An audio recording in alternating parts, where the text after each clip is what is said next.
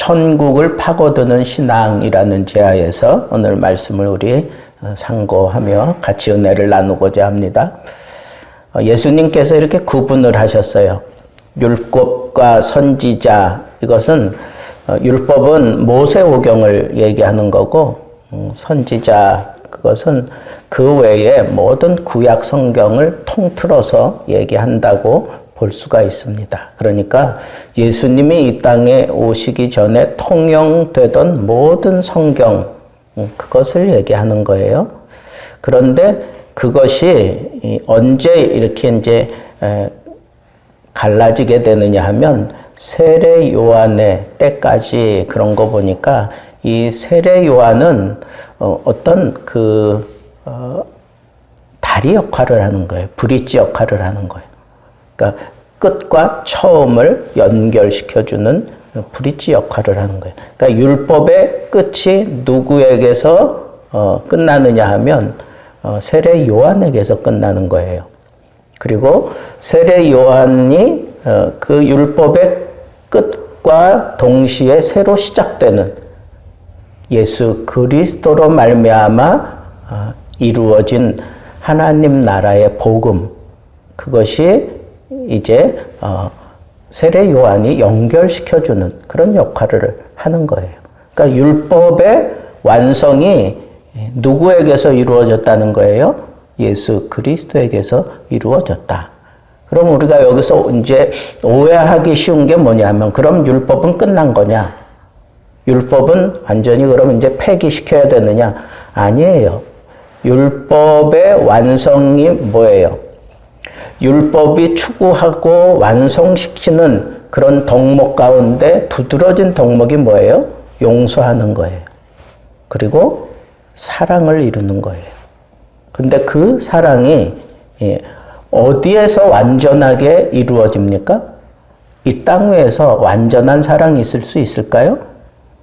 없어요. 그런데 그 완전한 사랑을 그나마 조금 엿볼 수 있는 그런 새로운 나라가 있는데, 그게 바로 성경이 얘기하는 하나님 나라예요.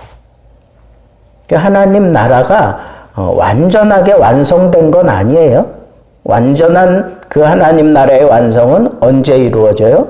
예수님이 다시 재림하셔서 우리들을 그의 나라 천국으로 데리고 가서 거기서 누리는, 그게 진정한 하나님 나라의 완성이에요.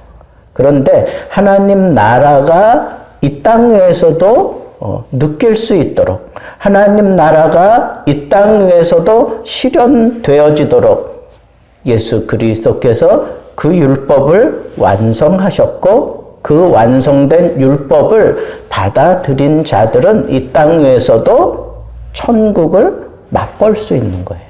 맛보는 거예요. 그래서 우리가 부르는 찬송 가운데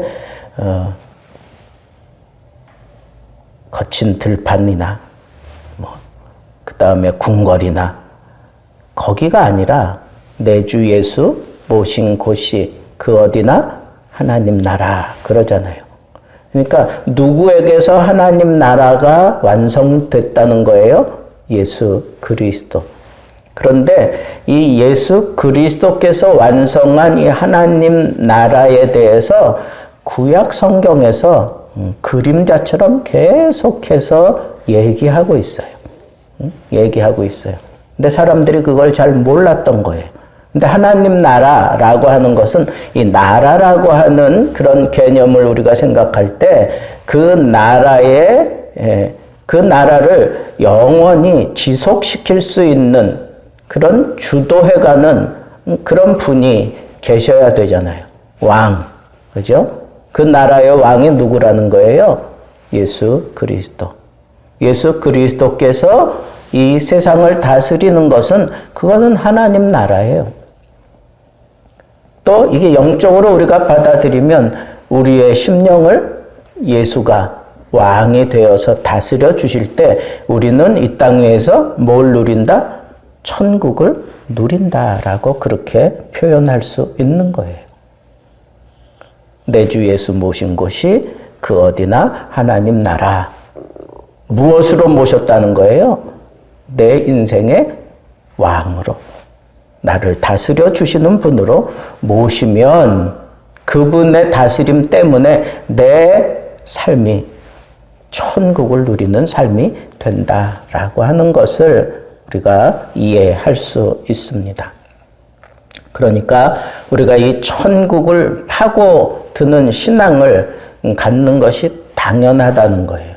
그런데 이 천국을 파고드는 그런 신앙의 걸림돌 역할하는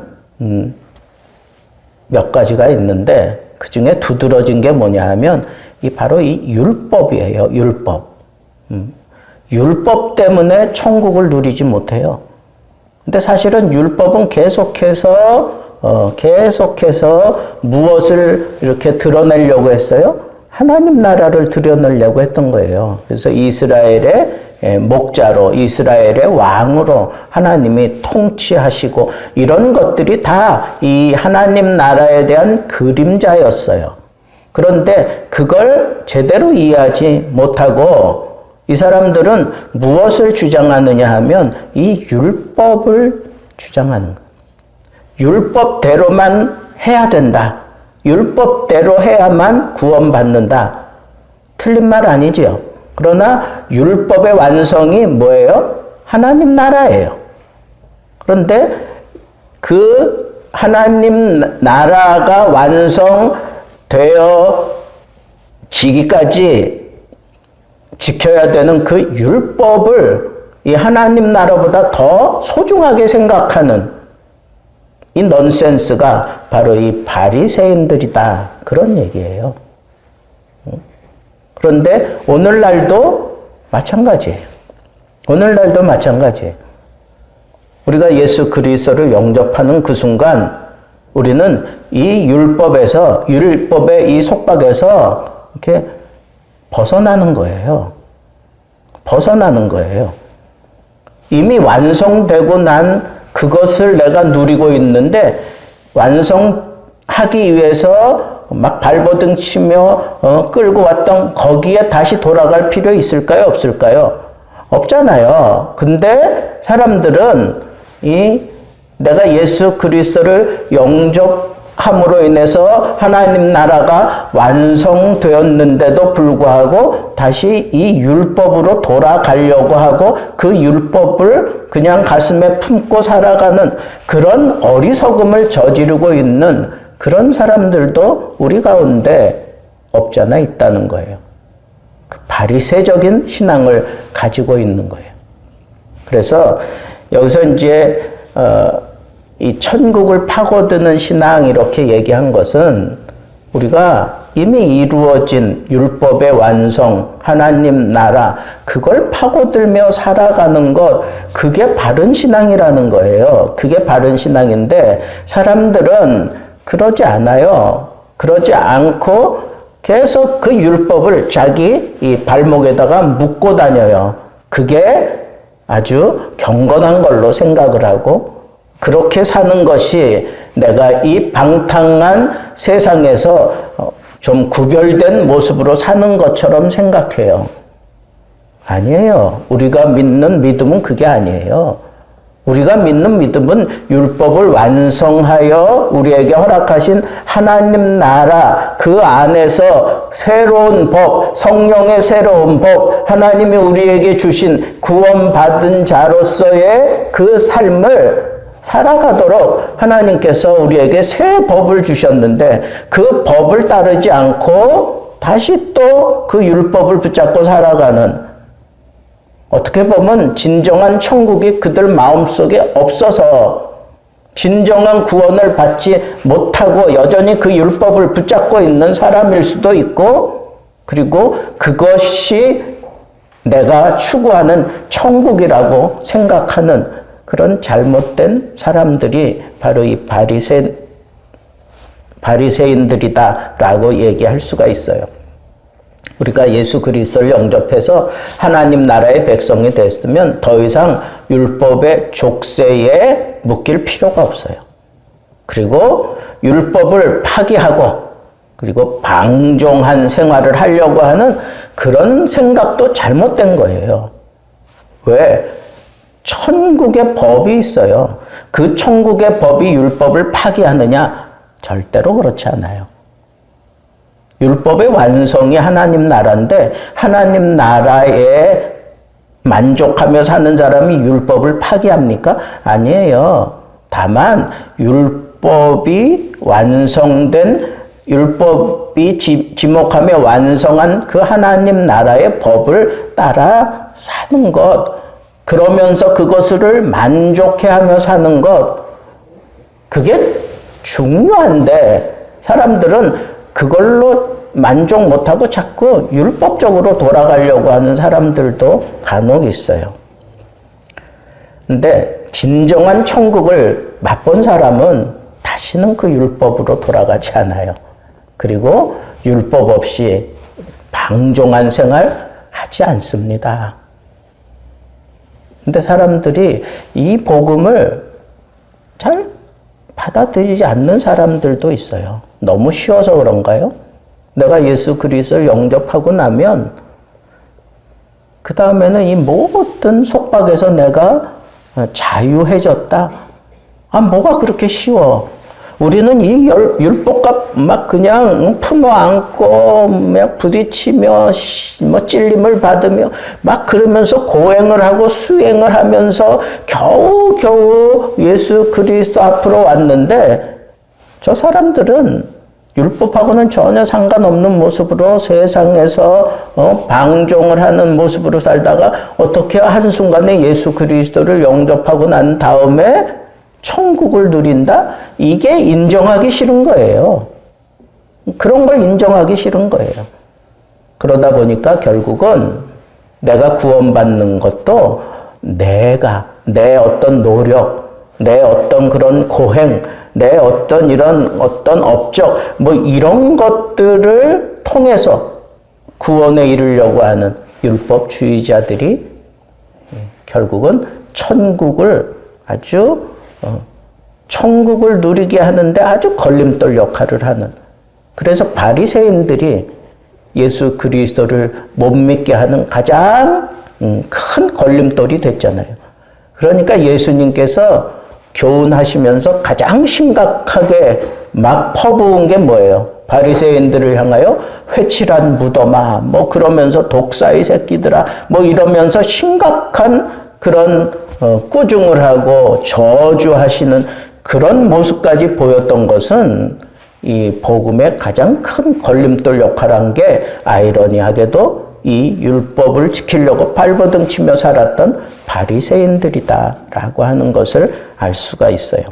그래서 이 율법을 거부하고 그리고 하나님 나라의 가장 큰 걸림돌 역할을 했던 이 바리새인들의 실체를 우리 주님께서 아주 신랄하게 비판하고 계신 몇 가지를 이제 우리가 살펴보겠습니다. 첫째는 이 바리새인들을 향하여 너희는 돈을 좋아하는 사람들이다 그랬어요. 돈을 좋아하는 사람들이다. 그 바리새인들은요, 자신들의 그 신분, 이게 평민들하고는 다르다고 생각했어요. 그리고 자기들이 애를 쓰고 이 율법을 지키려고 애를 쓰고 그러는 그 수고, 그 수고에 비추어서 그만한 물질적인 대가를 받는 것이 하나님이 나에게 주시는 축복이라고 생각했어요. 그러니까 그들이 결국은 무엇을 바라보고 그렇게 율법을 지키고 막 발버둥 친 거예요?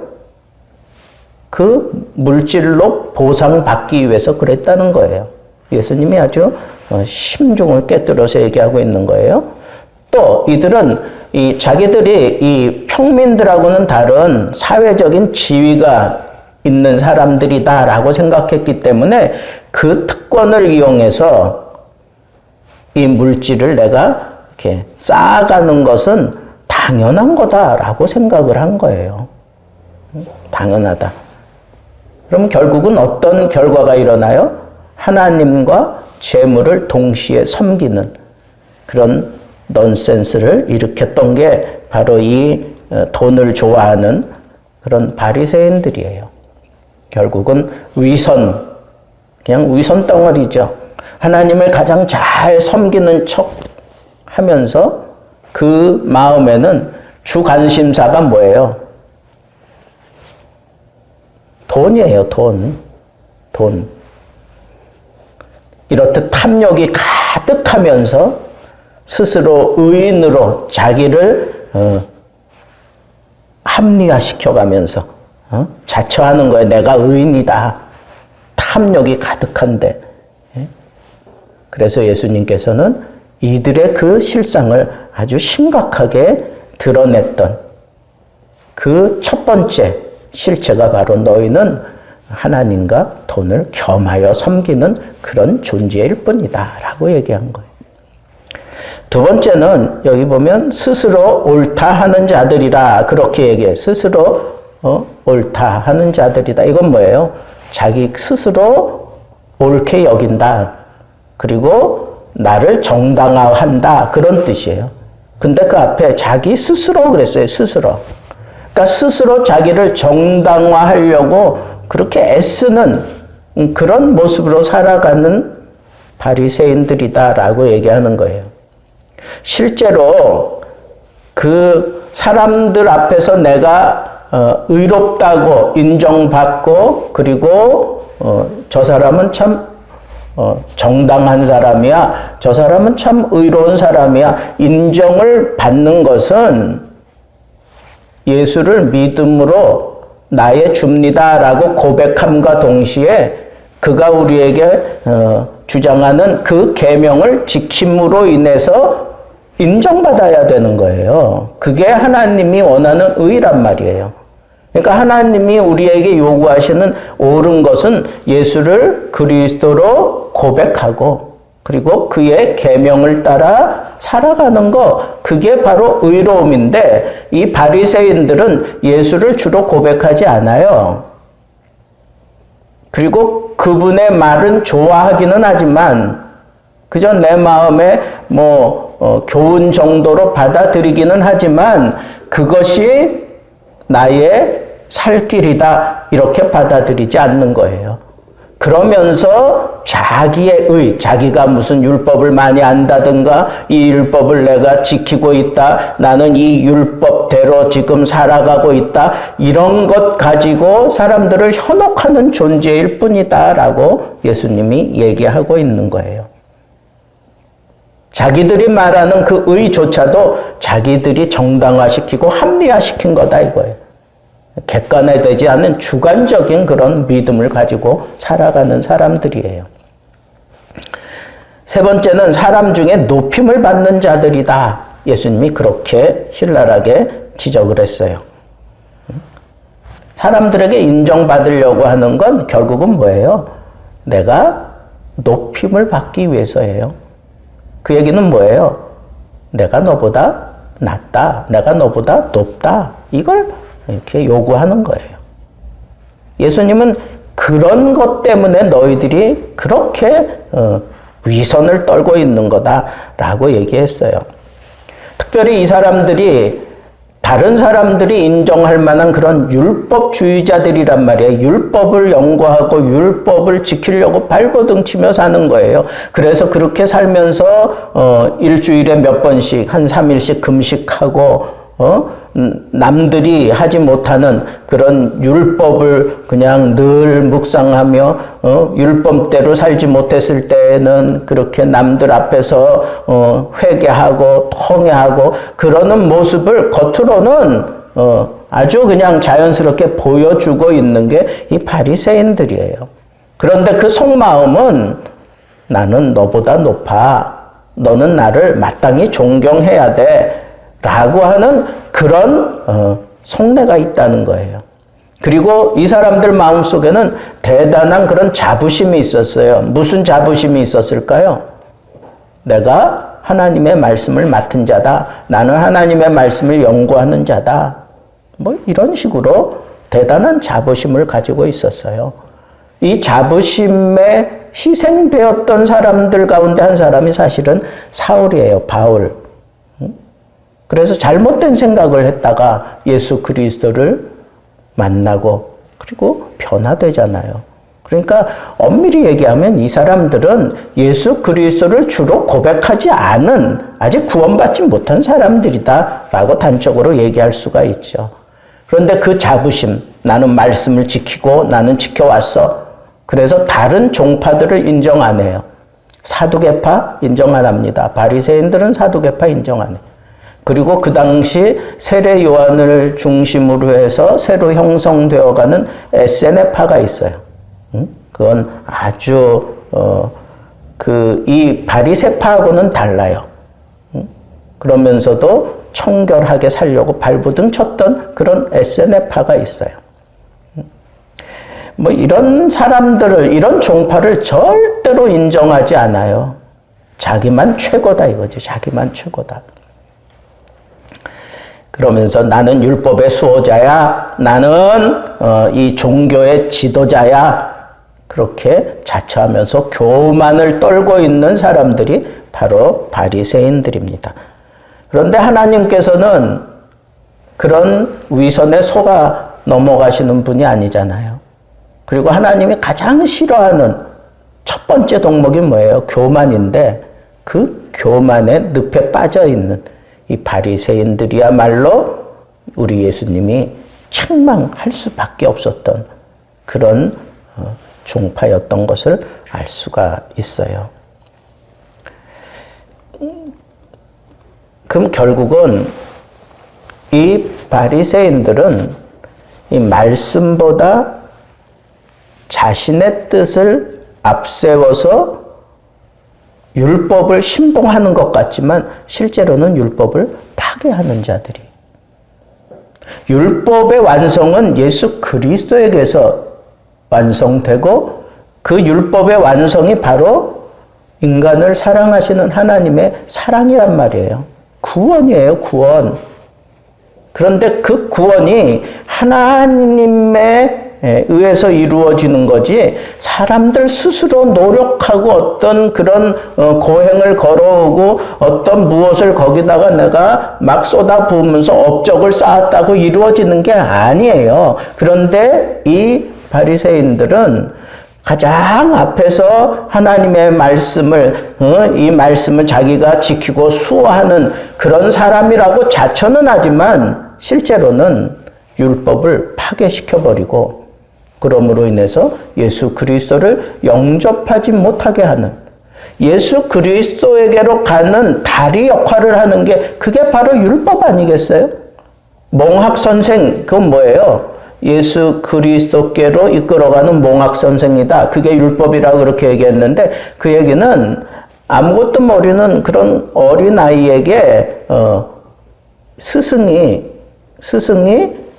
예수 그리스도께로 잘 갈 수 있도록 길을 안내하고 이끌어주는 역할을 하는 그게 바로 몽학선생이에요. 그러니까 결국은 예수께로 갈 수 있는 다리를 놔주는 사람이 몽학선생이에요. 그런데 율법을 내가 수호한다. 이 율법을 나는 지키고 있다. 이 율법으로 말미암아 나는 너희들과 다른 삶을 살고 있다. 그러면서 뭐 금식하고 백성들을 현혹하기는 했지만 결국은 예수 그리스도께로 인도하는 다리 그것을 깨부시고 가지 못하게 만드는 역할을 하는 게 바로 바리새인들이라는 거예요. 그래서 예수님께서는 분명하게 율법과 선지자 이것은 이렇게 그림자 역할을 했다면 요한은 예수 그리스도를 보여주는 그런 역할을 하고 예수 그리스도는 그 율법을 완성한 하나님 나라의 시대를 열어놓으신 분이다 라고 하는 것을 이 누가는 그의 시각에서 그렇게 정리하고 있는 것을 보게 됩니다. 자, 그러면 우리가 지금 얘기하는 건 이 율법을 통해서 하나님 나라가 완성되어지는데 그것이 예수 시대에 이루어졌다는 거예요. 이루어졌다는 거야. 그러면 우리들이 예수 그리스도를 영접하고 구원받았다면 우리는 이제 어떻게 살아야 되겠어요? 하나님 나라를 만끽하며 살아야 돼요. 하나님 나라를 보여주며 살아야 돼요. 그죠? 하나님 나라를 보여주며 살아야 되는 거예요. 그런데 가장 큰 걸림돌 역할하는 게 뭐예요? 이 바리새인들이 가지고 있었던 돈을 좋아하는 마음이에요.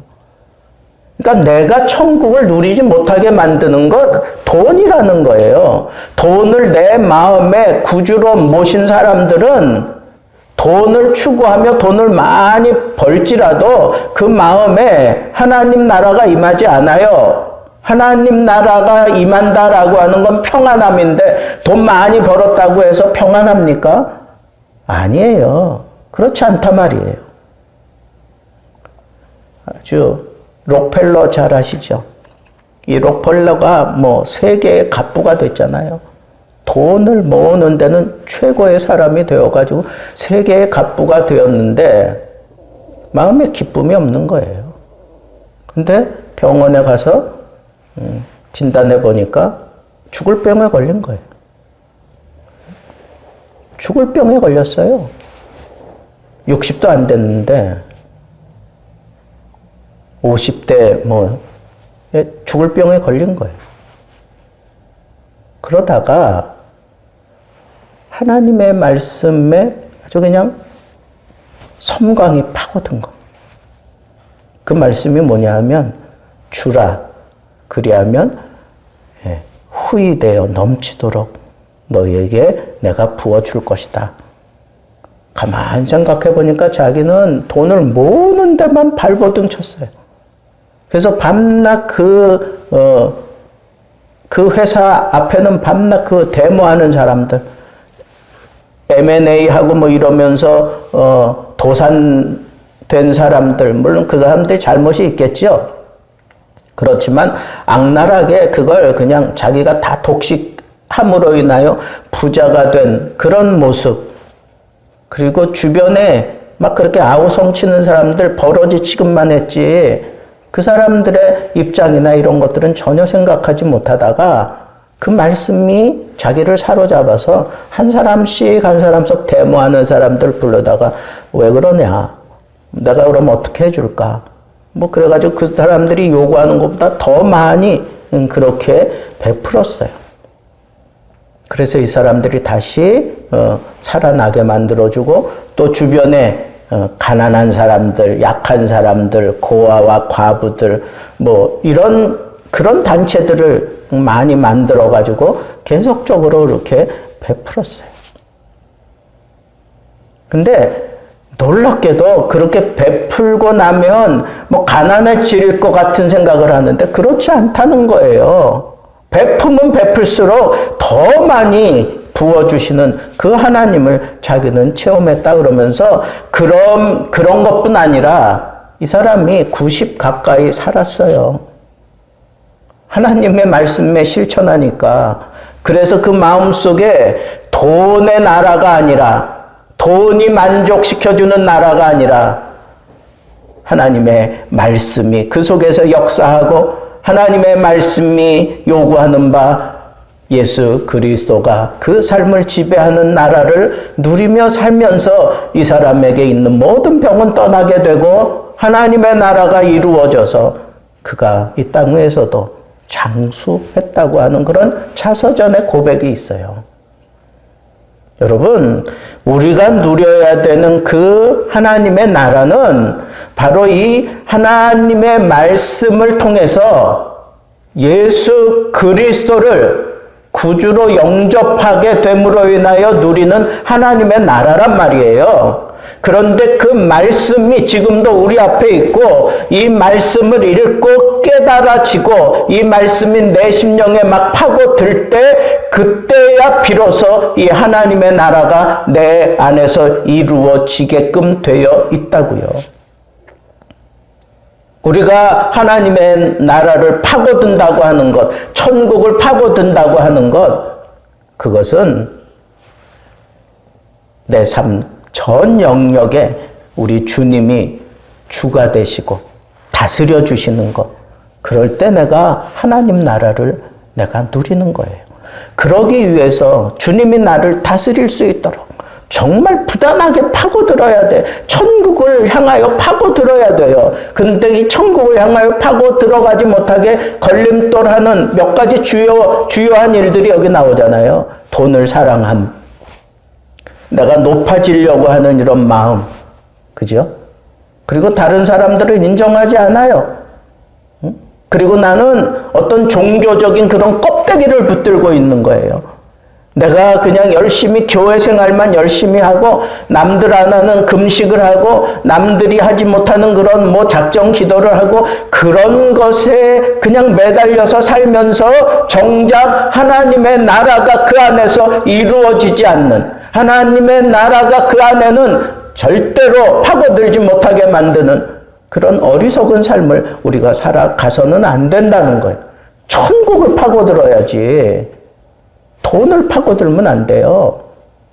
어떤 남들에게 인정받고자 하는, 그러면서 자기를 합리화시키는 그런 모습에 파고들어서는 안 돼요. 그리고 교만 떨면 안 된다고. 왜 우리가 예수 그리스도를 영접했으면서도 정작 하나님의 나라를 누리지 못하는가? 바로 이런 걸림돌들이 있다는 거예요. 예수님이 그걸 지적하는 거예요. 그래서 하나님의 나라가 이루어졌는데 사람마다 그리로 침입하느니라 그래서 침입한다. 이건 복음에 역동적으로 반응하는 그런 사람들의 적극성을 얘기하는 게 적극성. 그러니까 우리가 오늘 말씀에서 여러분 정확하게 내 마음속에 두어야 될 게 뭐예요? 이 하나님 나라를 향하여 내가 파고들어야 되겠다. 하나님 나라를 향해서. 그 하나님 나라를 내가 파고들어서 그 안에 들어가면 그 하나님 나라는 풍요로움이에요. 그 하나님 나라는 만족함이에요. 그 하나님 나라는 자유함이에요. 그 하나님 나라는 사랑이 넘치는 거예요. 그래서 우리는 이제부터 이 하나님 나라를 파고드는 그런 적극적인 신앙, 그걸 우리가 만들어가며 살아야 되는데, 첫째는 내가 이 구원의 복음, 하나님 나라의 이 복음을 적극적으로 받아들여야 돼. 받아들여야 돼. 이걸 받아들이는 가장 좋은 방법은 하나님의 말씀을 통해서 받아들이는 거예요. 분명히 얘기하지만 하나님 나라를 누리며 사는 사람들은 하나님의 말씀에 집중한 사람들이에요.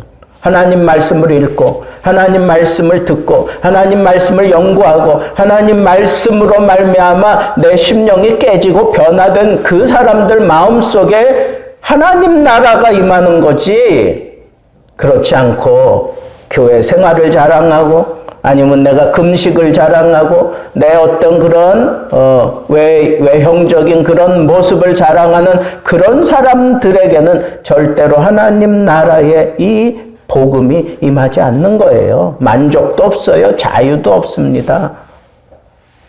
그러니까 적극적으로 말씀 붙들고 천국을 파고드세요.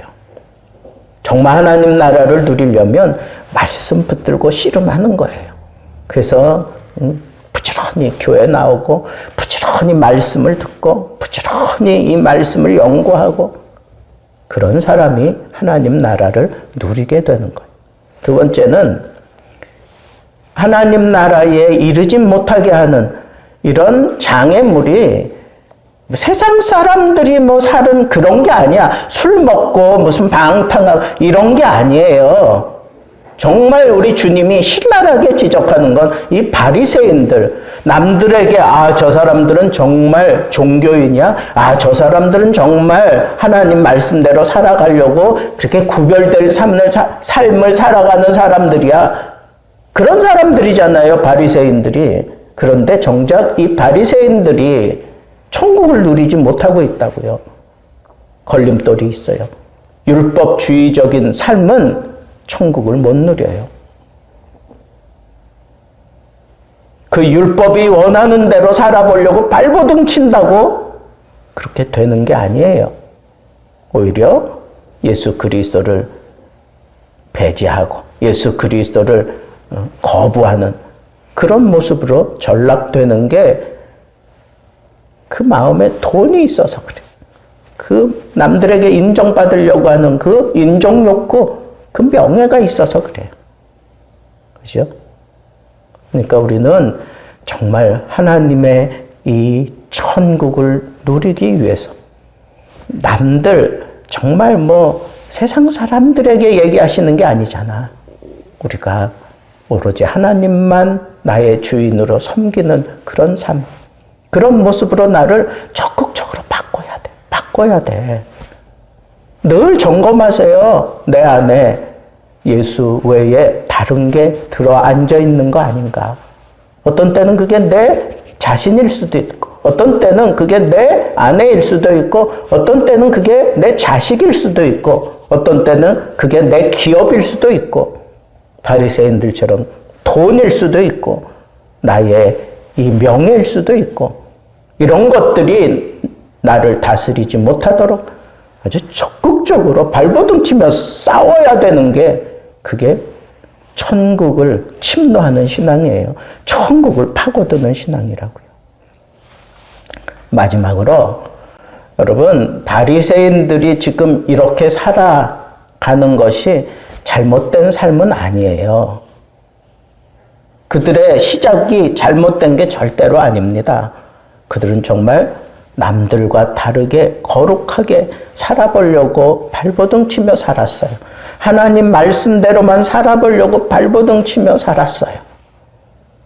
그런데 그 생활에 익숙해지고 타성에 젖어버린 거예요.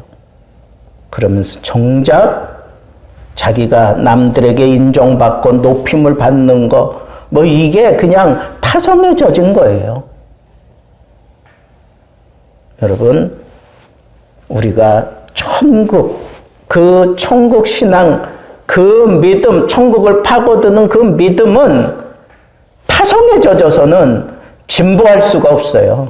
날마다 나를 개혁해야 돼요. 날마다 나를 회개하고, 날마다 내가 하나님 앞에 부끄러운 삶을 살았노라고 그렇게 고백하고 이 땅에 살아가는 동안 내가 날마다 나 자신을 개혁하며 살지 않으면 천국을 못 누린다 하는 이 사실을 여러분들이 꼭 명심하시고, 남은 인생 살아가는 동안에 이미 우리에게 주어진 이 천국을 마음껏 누리며 살아가면서 내가 이 천국을 누리며 살아가는 이 모습이, 이게 가장 큰 전도예요. 이게 가장 큰 복음을 드러내는 그런 모습입니다. 그러니까 천국 생활하면서 천국으로 말미암는 그런 삶을 살면서, 그죠? 나의 잘못은 정말 철저하게 통회하고 자복하되 내게 주어진 이 천국의 기쁨이 나를 사로잡을 때마다 할렐루야 찬송하며 멋진 천국 시민으로서의 삶을 살아갈 수 있게 되기를 우리 주님의 이름으로 축복합니다.